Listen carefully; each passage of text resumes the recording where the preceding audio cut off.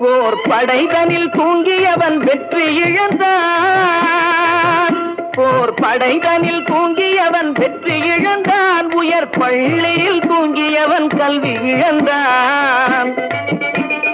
கடைதனில் தூங்கியவன் முதல் இழந்தான். கொண்ட கடமையில் தூங்கியவன் புகழ் இழந்தான்.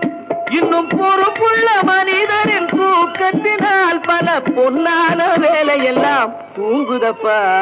தூங்காதே தம்பி தூங்காதே, சோம்பேறி என்ற பெயர் வாங்க.